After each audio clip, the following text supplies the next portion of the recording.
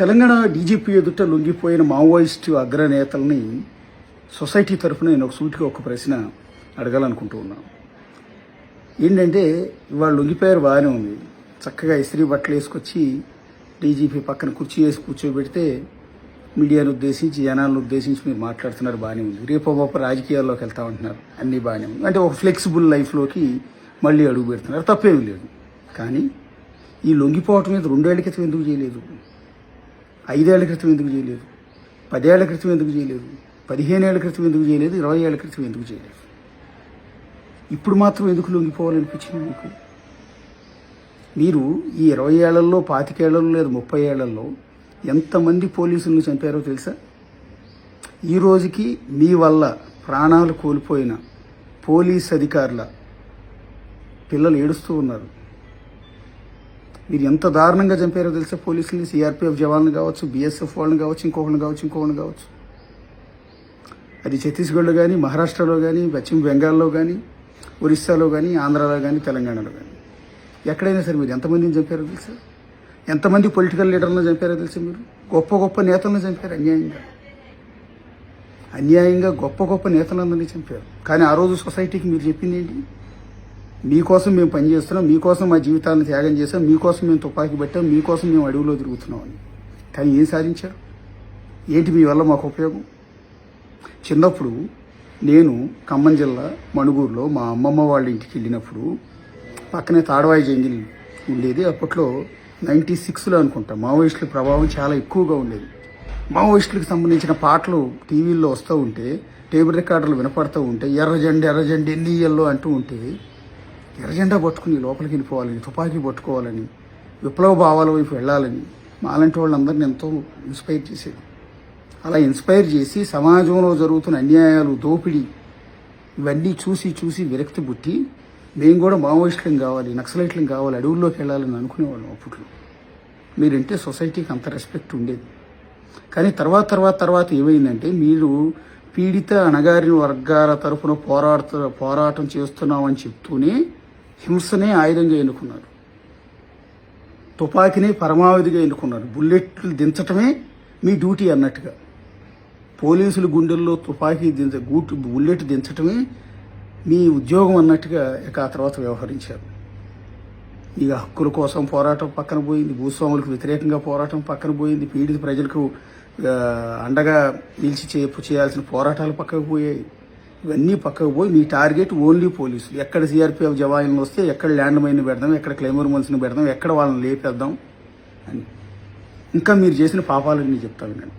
ఇవన్నీ నేనేమంటున్నానంటే, మీ వల్ల ఇప్పుడు లొంగిపోయిన దేవజీ కావచ్చు, రాజిరెడ్డి కావచ్చు, లేకపోతే బడే చొక్కారావు కావచ్చు, మీ అందరూ వెనకుండి రెచ్చగొట్టి ఎంతమంది మావోయిస్టులు మీ వల్ల చచ్చిపోయారో తెలుసా?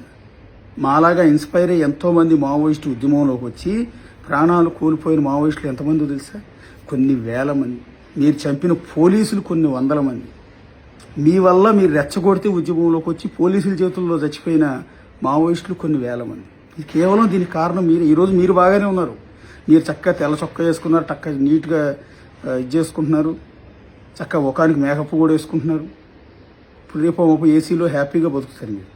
కానీ మీ వల్ల చనిపోయిన మావోయిస్టుల ప్రాణాలకి ఎవరు విలువ? మిమ్మల్ని మాటలను నమ్మి రెచ్చిపోయి ఉద్యమంలోకి వచ్చి ప్రాణాలు కోల్పోయిన ఎన్నో వేల మంది మావోయిస్టులు, ఆదివాసీ గిరిజన బిడ్డలు ఎంతోమంది, ఛత్తీస్గఢ్లో కావచ్చు, ఒరిస్సాలో కావచ్చు, జార్ఖండ్లో కావచ్చు, వెస్ట్ బెంగాల్లో కావచ్చు, ఎంతోమంది ఆదివాసీ మీ వెంట నడిచారు తుపాకీ పట్టుకుని. వాళ్ళందరూ ప్రాణాలు కోల్పోయారు, మీరు మాత్రం బాగానే ఉన్నారు. మీ వల్ల పోలీసులందరూ చచ్చిపోయారు, కానీ మీరు మాత్రం బాగానే ఉన్నారు. ఇక మీరు చేసిన ఇంకొక పాపం, మిమ్మల్ని కంట్రోల్ చేయడానికి ఛత్తీస్గఢ్ గవర్నమెంట్ ఏకంగా ఆదివాసీ బిడ్డలకు తుపాకీ ఇచ్చి సల్వాజుడుం అనే ఒక పెద్ద టీంని తయారు చేసింది. ఆనాడు మహేంద్ర కర్మ అనే వ్యక్తి చేత ఈ ఉద్యమాన్ని మీకు వ్యతిరేకంగా నడిపించింది. అప్పుడు మీరేం చేశారు? మాకు వ్యతిరేకంగా ఈ సల్వాజుడుని ఆదివాసీ బిడ్డలు మా మీదకే ఉసుగొలుపుతారా అని మీరు అదే ఆదివాసీ బిడ్డలను అత్యంత దారుణంగా చంపారు. మీ చేతుల్లో ఛత్తీస్గఢ్లో సల్వాజుడుం కార్యకర్తలు 8,000 మంది చచ్చిపోయారు. ఎర్రబోరు లాంటి గ్రామం మీద మీరు దాడి చేసి ఒక రాత్రి సృష్టించిన దారుణం, బీభత్సం, ఊచకోత ఈ రోజుకి జనాలకు గుర్తుంది. చిన్న పిల్లలని కూడా చూడకుండా సల్వాజుడుకు సంబంధించిన వాళ్ళు మీరు అత్యంత దారుణంగా చంపారు. కానీ మీరు బాగానే ఉన్నారు. రక్తంతో తడిసిన ఎర్రబోరు గ్రామం ఈ రోజు కూడా గుర్తుగా అట్లాగే ఉంది. కానీ మీరు మాత్రం బాగానే ఉన్నారు. ఇక తర్వాత ఇన్ఫార్మర్ల పేరుతో మీరు ఎంతమంది గిరిజనులు చంపారు, ఎంతమంది సొసైటీని జనాన్ని లాక్కెళ్ళి ఎత్తుకెళ్ళి కిడ్నాప్ చేసి జనాలందరినీ పిలిచి వాళ్ళందరి ముందు ఎంతమందిని కాల్చి చంపారు, కొట్టి చంపారు. అలాగే పోలీస్ కొరియర్లు అనే పేరుతో ఇంకెంతమందిని మీరు చంపారు. అలాగే కొన్ని ఓళ్ల మీద మీరు దాడులు చేసి చంపారు. మీ ఇద్దరి మధ్య ఆధిపత్య పోర్లు, పోలీసులు ఇటు మావోయిస్టుల మధ్య ఆధిపత్య పోర్లో ఛత్తీస్గఢ్ బిజాపూర్లో ఆవుపల్లి లాంటి చోట చిన్న చిన్న పిల్లల్ని కూడా కాల్చి చంపే పరిస్థితి ఏర్పడింది. దీని అంతటికి మూల కారణం ఎవరు? మీరు కాదా? మీరు కాదా అని అడుగుతుంది. ఇవాళ మీరు బాగానే ఉన్నారే, చక్కగా తెల్ల చొక్కాలు వేసుకుంటున్నారు, చక్కగా టచ్ చేసుకున్నారు, ముఖానికి పౌడర్ రాసుకొచ్చి మీడియా ముందు కూర్చుంటున్నారు. ఈ చావులకు ఎవరు మూల్యం చెల్లిస్తారంటే నేను అందరిని అడుగుతున్నాను. మీ వల్ల మావోయిస్టులు చనిపోయారు, ఎందుకంటే మీ మాటలను నమ్మి ఉద్యమంలో చేరి. వాళ్ళ చావుకి ఈరోజు ఎవరు మూల్యం చెల్లించేది? మీ వల్ల అనేక మంది పోలీసులు చచ్చిపోయారు.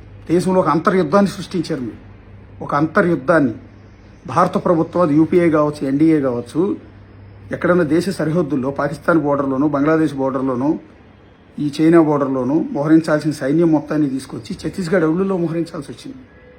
అడుగడుగున క్యాంపులు. ఎందుకింత అంతర్యుద్ధం ఎందుకు వచ్చింది? దేశ అంతర్యుద్ధం ఎందుకు వచ్చింది? అంతర్గత భద్రత ఎక్కువ ప్రాబ్లం అయిపోయింది. నాకు దశలో దేశానికి, ప్రభుత్వాలకి, కేంద్రంలో ప్రభుత్వాలు నడిపే వాళ్ళకి బోర్డర్ దగ్గర ఈ యుద్ధం కంటే కూడా అంతర్గత భద్రతే ఎక్కువైపోయింది, ఇబ్బందికరమైంది. ఇన్ని వేల మంది సైన్యాన్ని మీకోసం మోహరించారు. ఎంత ఖర్చు పెట్టాల్సింది? ఇదే సైన్యం బోర్డర్ దగ్గర ఉండేవాళ్ళు కదా మనకి. మీ వల్ల ఎన్ని కోట్ల నష్టం వచ్చి ఉంటుంది?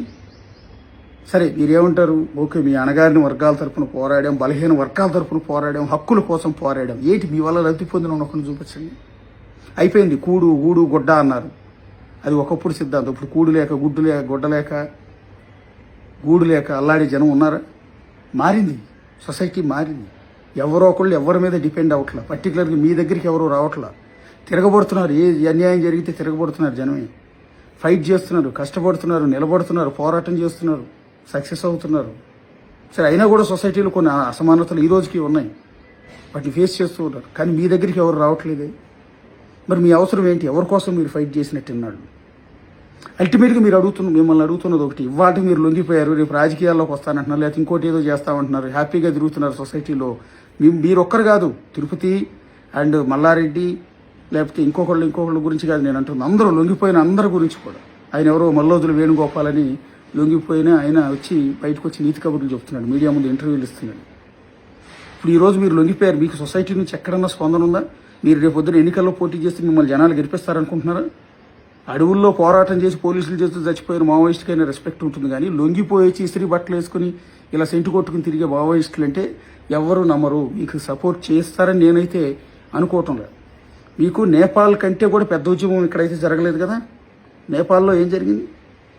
ప్రచండ లాంటి వాళ్ళు ఇంతకంటే పెద్ద ఉద్యమాన్ని నడిపారు. కానీ ఒక దశకు వచ్చిన తర్వాత వాళ్ళు తుపాకీతో గొట్టంతో ఏం సాధించలేము, బుల్లెట్లతో మనం ఏం సాధించలేము, హింసతో ఏం సాధించలేము, రక్తం చిందించడం ద్వారా ఏం సాధించలేము, డెమోక్రటిక్ వేలోనే మనం ఏదైనా సాధించగలమన్నారు. తుపాకీని వదిలిపెట్టారు, వచ్చి డెమోక్రటిక్ వేలో పోజిటివ్ చేశారు. ఏకంగా దేశాధ్యక్షులు కూడా దేశాన్ని నడిపించారు. మీరు ఎందుకు చేయలేకపోయారు? 2004లో సరిగ్గా 22 ఏళ్ల క్రితం ఆ రోజు ఆంధ్రప్రదేశ్కి రాజశేఖర రెడ్డి గారు సీఎంగా ఉన్నప్పుడు మిమ్మల్ని చర్చలకు పిలిచారు. వచ్చారు మీరందరూ అడవుల్లోంచి. అయిపోయింది కదా, కథ సుఖాంతం అయింది అనుకున్నారు.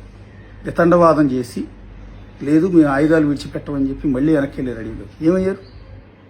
ఆ రోజు కనుక మీరు ఆ రోజే ఈ నిర్ణయం తీసుకుంటే, ఇవాళ తీసుకున్న నిర్ణయం, ఇవాళ ఆల్మోస్ట్ దేవ్జీతో సహా, అంటే ఇక మావోయిస్ట్ చీఫ్ అయిన దేవ్జీతో సహా అందరూ లొంగిపోయారు. అంటే ఇక మావోయిస్ట్ ఉద్యమం ఏం లేనట్టు. ఆ బ్యాలెన్స్ ఉన్న ఒకళ్ళిద్దరి వల్ల పెద్దగా ఉపయోగం ఉండదు. ఇక పైన మావోయిస్ట్ ఉద్యమం అనేది లేదు. దీన్ని బట్టి అర్థమైపోయింది. ఇదేదో మీరు ఆ 22 ఏళ్ల క్రితమే మీరు రాజశేఖర రెడ్డి గారి చర్చలకు పిలిచినప్పుడే మీరు ఆ రోజు సరెండర్ అయి ఉంటే బాగుండేది కదా. ఆ రోజే మీన్స్ వదిలేసి జనజీవన స్రవంతిలోకి వచ్చేసి ఆ రోజు నుంచి మీరు ఎన్నికల్లో పోటీ చేసి ఉంటే బాగుండేది కదా. డెమోక్రటిక్ వేలో సాధించి ఉంటే బాగుండేది కదా. ఎందుకు అడవుల్లోనే ఉన్నారు? ఎందుకు ఇంత పెద్ద ఎత్తున రిక్రూట్ చేశారు? ఎందుకు ఇంతమందిని చావటానికి కారణమయ్యారంటున్నారు. అనేది కేవలం పోలీసులు మాత్రమే మీరు చంపారంటలా, మావోయిస్టులను కూడా మీరే చంపారు. వాళ్ళ చావుకు కూడా మీరే కారణం. ఇవాళ ప్రొఫెసర్ సాయిబాబు గారు అత్యంత దారుణమైన పరిస్థితుల్లో చనిపోయారు. ఆయన కూడా హక్కుల కోసం పోరాడే వ్యక్తి. ఆయన చావుకు కారణం ఎవరు? మీరు కదా. 2, వరవరరావు లాంటి గొప్ప వ్యక్తి, మంచి వ్యక్తి ఈరోజు ఎక్కడ ఉన్నాడు? కొన్నేళ్ళు అయింది ఆయన చూసి. ఎవరి కోసం ఆ నరకం అనిపిస్తున్నాడు ఆయన? మీరు మాత్రం ఇస్త్రీ బట్టలు వేసుకున్నారు, సెంటు కొట్టుకుంటున్నారు, పౌడర్ రాసుకుంటున్నారు, చక్కగా వచ్చి రేపు నుంచి రాజకీయాల్లో పోటీ చేస్తా ఉంటారు. రేపు పొద్దున ఎమ్మెల్యేనో ఏదో పార్టీలో చేరతారు. మీరు ఏ ఎమ్మెల్యేనో అయిపోతారు, లేదా ఎమ్మెల్సీ అయిపోతారు, లేదా ఇంకోటి పదవులు ఎంజాయ్ చేస్తారు హ్యాపీగా. ఈ పని అప్పుడే చేస్తుంటే బాగుండేది కదా. ఇవాళ మీకంటూ ప్రాబ్లం వచ్చిన తర్వాత ఏది మీకు రిక్రూట్మెంట్ లేదు ఈరోజు. ఎందుకంటే మావోయిజం అంటే జనాలు పెద్దగా ఇంట్రెస్ట్ చూపించట్లేదు. ఒకటి రిక్రూట్మెంట్ లేదు, మీకు ఆయుధాల సరఫరా లేదు, ఫండింగ్స్ మొత్తం ఆగిపోయి, ఎంత ముందులాగా మీరు బెదిరిస్తే బెదిరిపోయి డబ్బులు ఇచ్చేవాళ్ళు లేరు, ఫండింగ్ ఆగిపోయింది. అన్నిటికన్నా ముందు ఆపరేషన్ కగార్ పేరుతో అమిత్ షా ఏదైతే ఈ మావోయిస్టు మార్చి 31 కల్లా డెడ్ లైన్ పెట్టారో ఆ డెడ్ లైన్ లోపు మిమ్మల్ని అందరినీ ఏరేస్తున్నారనే భయంతో. ఎందుకంటే మీ కళ్ళ ముందు బసవరాజు లాంటి మావోయిస్ట్ చీఫ్ చనిపోయాడు, మీ కళ్ళ ముందు హిడ్మా లాంటి వ్యక్తి చనిపోయారు, ఇంకెంతో మంది మావోయిస్ట్ అగ్రనేతలంతా కూడా చనిపోయారు. వాళ్ళందరూ చనిపోయేటప్పటికి ప్రాణభయంతో గిలగిల్లాడుతూ, ఇది వాళ్ళందరూ చచ్చిపోయిన తర్వాత వాళ్ళందరినీ రక్తం మీరు కళ్ళ చూసిన తర్వాత మీరు మాత్రం సేఫ్గా మీ ప్రాణాలు కాపాడుకోవడానికి, ఇస్త్రీ బట్టలు వేసుకోవడానికి, సెంటు కొట్టుకోవడానికి, పౌడర్ రాసుకోవడానికి, ఏసీ కారులో తిరగటానికి, లొంగుబాటు పేరుతో మీరు ఈరోజు వస్తారు. మీరు చేసిన పాపాలను వదిలిపెట్టాలా? ఇది ఎవరన్నా క్వశ్చన్ చేస్తారో అని ఇప్పటివరకు వెయిట్ చేస్తున్నాను. ఎవరు వెయిట్ చేయట్లేదు, ఎందుకంటే మావోయిస్టులు అంటే భయం కాబట్టి, పెద్దగా ఏమైనా చేస్తారనే భయంతో ఎవడో క్వశ్చన్ చేయట్లేదు. ఇది క్వశ్చన్ చేయాలంటున్నాను నేనేది. ఎందుకంటే చనిపోయిన వాళ్ళ ఆత్మలన్నీ ఘోషిస్తున్నాయి ఈరోజు. వీళ్ళ వల్ల, వీళ్ళు రెచ్చగొట్టడం వల్ల, వీళ్ళు ఉద్యమం పేరుతో రెచ్చగొట్టడం వల్ల ఎంతోమంది, వేల మంది మావోయిస్టులు పోలీసుల చేతులు చచ్చిపోయారు. వాళ్ళ ఆత్మలు ఘోషిస్తున్నారు. వాళ్ళు అడుగుతున్నారు ఈరోజు మా చావులకు విలువేంటి అని. మీ వల్ల చనిపోయిన పోలీసుల ఆత్మలు ఘోషిస్తూ ఉన్నాయి. వాళ్ళ బంధువులు అడుగుతున్నారు, ఉత్త పుణ్యానికి చంపేశారు కదరా మీరని. మీ వల్ల చనిపోయిన పొలిటికల్ లీడర్లు ఉన్నారు ఎంతోమంది, వాళ్ళ ఆత్మలు ఘోషిస్తూ ఉన్నాయి. అలాగే మీరు ఇన్ఫార్మర్లు, కొరియర్లను చంపేశారే, వాళ్ళ ఆత్మలు అడుగుతూ ఉన్నాయి. మీరు అత్యంత దారుణంగా ఊచకోత కోసిన సల్వాజుల్మ కార్యకర్తలు అడుగుతున్నారు ఈరోజు.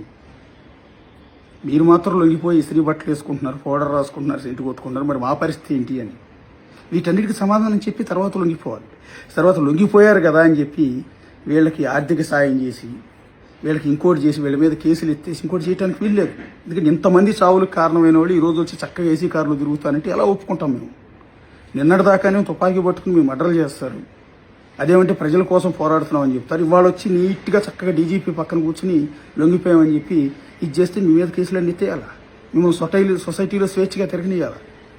ఇంతమంది చావులకు మరి ఎవరు ఎట్లా లొంగిపోవడం అనేది వచ్చేసి డీజీపీ ఆఫీస్ గేటు దాటగానే పరమ పునీతులు అయిపోతారు. ఈ చనిపోయిన చావులకి లెక్కలు చెప్పరు. ఇప్పుడు చనిపోయిన మావోయిస్టుల్లో ఎంతో గొప్ప గొప్ప వాళ్ళు ఉన్నారు, ప్లస్ చాలా గొప్ప గొప్ప వాళ్ళు ఉన్నారు. వాళ్ళందరూ సొసైటీలో ఉండుంటే, వాళ్ళ తెలివితేటలు ఈ సొసైటీకి పనికొచ్చుంటే ఎంత బాగుండేది. అంటే నేనే తుపాకీ పట్టుకుని అడవిలో ఉండమని కాదు, సొసైటీలో డెమోక్రటిక్ వేలో ఎన్నికల్లో పోటీ చేసి ఉంటే, లేకపోతే ఈ సొసైటీకి ఉపయోగపడి ఉంటే. ఎందుకంటే చనిపోయిన మావోయిస్టులో డాక్టర్లు ఉన్నారు, ఇంజనీర్లు ఉన్నారు, ఇంకా గొప్ప గొప్ప సైంటిస్టులు ఉన్నారు. ఎంతెంతో వెల్ ఎడ్యుకేటెడ్ పీపుల్ మావోయిస్ట్ ఉద్యమంలోకి వెళ్ళి ప్రాణాలు కోల్పోయారు. ఈ మాట ఎందుకు చెప్పలేదు? తెలుగు రాష్ట్రాల్లో మావోయిస్ట్ ఉద్యమానికి బీజం వేసిన కొండపల్లి సీతారామయ్య గారు, పీపుల్స్ వారిని స్టార్ట్ చేసిన ఆయన, లొంగిపోయిన సందర్భంలో ఆయన్ని ఒక పత్రిక వాళ్ళు ఇంటర్వ్యూ చేస్తే ఆయన అన్న మాట ఏంటో తెలుసా?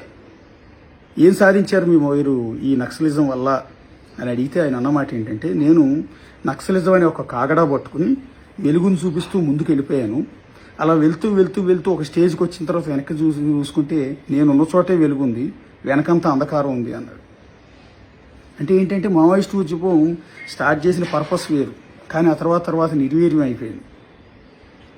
అది హింసకు దారి తీసింది. చంపటమే లక్ష్యంగా పెట్టుకున్నారు. హక్కుల కోసం పోరాటం ఇవన్నీ కాదు, చంపటం, తుపాకీ గొట్టంతో పోలీసులను చంపటమే మన డ్యూటీ. మనం ఉద్యమం స్టార్ట్ చేసింది పోలీసులను చంపడానికి, మన శత్రువులే పోలీసులు అన్నట్టుగా తయారైపోయింది ఒక స్టేజ్కి వచ్చిన తర్వాత. అందుకని ఆ రోజు కొండపల్లి సీతారామయ్య గారు అన్న మాట ఇప్పుడు చాలా ఏళ్ల క్రితం, 25 ఏళ్ల క్రితం అన్న మాట. నేను వెనక్కి తిరిగి చూసుకుంటే అంధకారం ఉంది, నేను పట్టుకున్న చోట మాత్రమే కాగడా వెలుగు ఉంది. అంటే మావోయిస్ట్ ఉద్యమం ఇన్ని దశాబ్దాల తర్వాత ఏం జరిగింది అని నేను వెనక్కి తిరిగి చూసుకుంటే ఏముండదు, ఏం సాధించారో ఏముండదు. అంటే అదేమంటే అడవుల్లో మేము కాపాడాం, బాక్సైట్ మైనింగ్స్ని కాపాడాం, ఇంకోటి కాపాడాం అని మీరు ఏదో చెప్తూ ఉంటారు. ఆదివాసీ బిడ్డలను కాపాడాం.